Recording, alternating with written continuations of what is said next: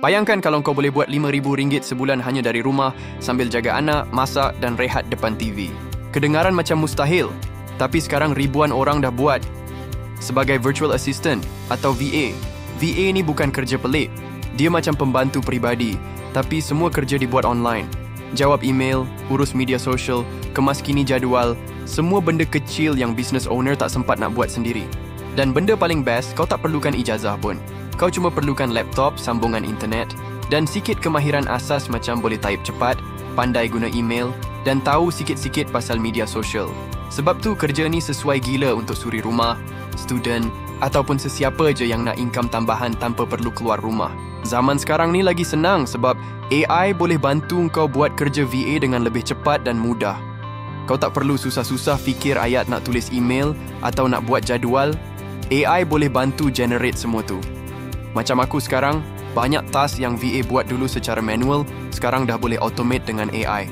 Jadi kerja makin senang, tapi bayaran tetap jalan. Contoh paling mudah, guna AI untuk bantu jawab mesej pelanggan. Kau just copy-paste message, AI terus bagi jawapan profesional dalam beberapa saat. Atau kalau kau kena buat posting media sosial, AI macam ChatGPT boleh bantu tulis caption, bagi idea content dan even buat jadual post mingguan. Sekarang kau mesti tertanya, macam mana nak mula? Senang je. Mula dengan pilih servis apa yang kau nak tawarkan. Contoh, urus email and calendar, buat post media sosial, jawab chat pelanggan, atau buat data entry dan research. Kalau kau minat media sosial, fokus kat tu dulu. Kalau kau jenis teratur dan suka susun jadual, boleh mula dengan urus email dan kalendar klien. Lepas tu, bina portfolio ringkas. Tak perlu grand. Tunjuk je kau pernah bantu orang urus Instagram dia atau screenshot email yang kau urus. Kalau belum ada klien, bantu je kawan-kawan atau bisnes kecil secara percuma dulu. Dari situ, kau boleh dapat testimoni dan keyakinan. Dan ingat, AI boleh bantu kau siapkan kerja lebih cepat. Jadi walaupun kau baru mula, hasil kerja kau boleh nampak profesional. Kemudian, cari platform untuk dapatkan klien. Antara tempat yang paling popular, Upwork, Fiverr dan Freelancer. Kat Malaysia, ramai juga dapat klien dari Facebook group dan Telegram channel yang khas untuk kerja sambilan. LinkedIn pun power. Ramai business owner cari VA kat situ. Make sure profile kau nampak kemas dan letak servis yang kau tawarkan. Tapi kalau kau nak cara paling senang untuk mula jadi VA, aku dah letak satu link dalam description. Itu ialah panduan penuh, langkah demi langkah untuk bantu kau mula dan dapat klien secepat mungkin. Dalam panduan tu, kau akan belajar dari zero sampai kau betul-betul dapat kerja pertama sebagai VA. So, jangan lupa scroll ke bawah dan klik link tu lepas habis tengok video ni. Berbalik kepada servis yang kau boleh tawarkan, jangan terlalu banyak sangat. Fokus 2 atau 3 je dulu. Lepas mahir baru tambah. Contoh kombinasi popular. Urus email plus media social plus customer support. 3 ni sangat laku dan banyak permintaan. Sekarang kita cakap pasal harga. Ramai mula dengan RM10 sejam, tapi lepas 2-3 klien dan testimoni, kau boleh naikkan ke RM25 hingga ke RM50 sejam. Kalau kau kerja 4 jam sehari je pun, kau dah boleh cecah RM5,000 sebulan.